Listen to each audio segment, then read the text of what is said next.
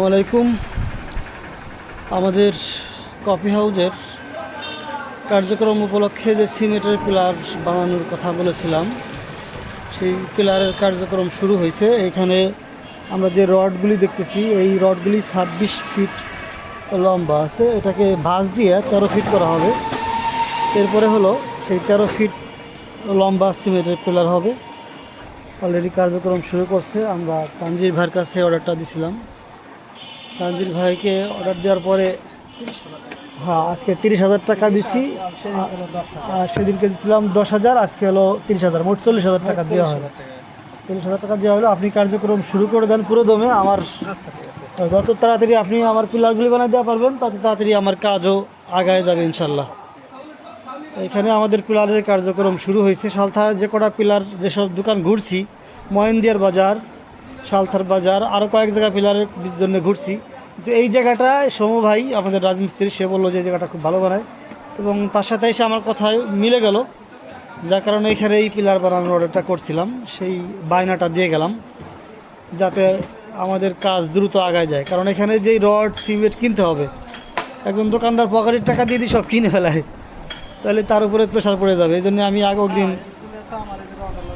অগ্রিম 40,000 টাকা দিয়ে গেলাম। আগে 10,000, আজকে 30,000 আমাদের 40,000 টাকা দিয়ে গেলাম। কাজ বর্ষার মৌসুম আসলে আমাদের দেশে প্রতি বছরই কাঁচা মরিচের দাম কয়েক গুণ বেড়ে যায়। সাধারণত আমরা যখন সারা বছর কাঁচা মরিচ কিনি, তখন হয়তো 80 টাকা কেজিতেই পাওয়া যায়। কিন্তু এই বর্ষার মৌসুম আসলে মরিচের কেজি কখনো 200 বা কখনো 400 টাকা পর্যন্ত আমরা দেখছি যে এরকম দাম হয়ে যায়। তো এই বছর আমি ছাদের উপরে কিছু মরিচের চারা লাগাইছি, যাতে ওই যে দাম বেড়ে যাওয়া, ওই সমস্যা থেকে কিছুটা হইলেও আর কি, সামান্য হলেও রক্ষা পাওয়া যায়। তো দেখেন, মাশাল্লাহ, আমাদের ছাদের উপরে টবে যে এই গাছটাতে প্রচুর মরিচ ধরছে। এই যে কিছু মরিচ আমরা ছিঁড়ে নিছি, কিছু ব্যবহারও করছি বা খাইছি। শুধু এই গাছটাতে না, এইখানে আরেকটা গাছে ধরছিল, কিন্তু এই গাছটা পরবর্তীতে আবার নষ্ট হয়ে যেতেছে, কুকড়ে যেতেছে। আজকে ঔষধ দেব, এই জন্য মূলত ছাদে আসা। আমি আমাদের আরও গাছগুলি দেখাই কি পরিমাণ ফুল ধরছে এই মরিচ গাছগুলিতে। অনেক অনেক ফুল ধরছে। এই যে মরিচ ধরতে শুরু করছে। তা এই গাছগুলিতে এখনই আমি নিয়ে আসছি যেই ওষুধটা, সেটা হচ্ছে ভিটামিন জিঙ্ক। ফুল ঝরে পড়া রোধ করবে। তো আমার কাছে মনে হচ্ছে যে পিঁপড়া আছে, এজন্য কীটনাশকও স্প্রে করা উচিত।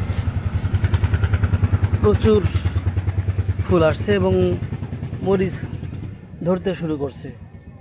তো আমি যেই কীটনাশকটা নিয়ে আসছি, ওইটা এখনই প্রয়োগ করব। আপনাদের সাথে সেই বিষয়টা শেয়ার করার জন্য মূলত ভিডিওটা করতেছি। এখানে 1/2 লিটারের একটু বেশি পানি আছে, 1/2 লিটারের চেয়ে একটু বেশি পানির মধ্যে দিয়ে দিচ্ছি টাইগার জিঙ্ক, যেটাকে বলা হয় টাইগার জিঙ্ক। মানে এটা যারা কৃষি সরঞ্জামাদি বিক্রি করে, সার ওষুধ বিক্রি করে, তাদের দোকানে গেলে এটা পাওয়া যায়। এই যে স্প্রেটা হচ্ছে, এই যে এটা এক ধরনের জিঙ্ক, ভিটামিন, গাছের ভিটামিন আর কি। এখানে ছোটটা গাছ, তারপরে কিছু স্প্রে করে দিই, যেহেতু আমার পর্যাপ্ত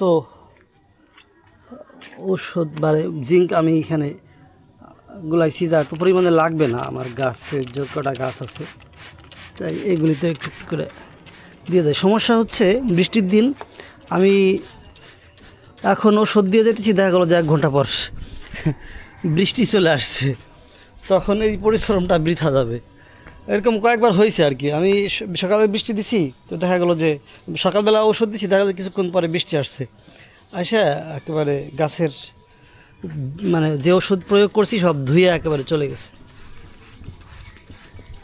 স্প্রে করে সব গাছগুলিতে, পাতায়, ফুলে, সব জায়গা দিয়ে দিচ্ছি। আশা করা যায় যে মরিচ আরও ফলন বাড়বে। এবং ফুল ঝরে পড়া রোদ হবে আর কি।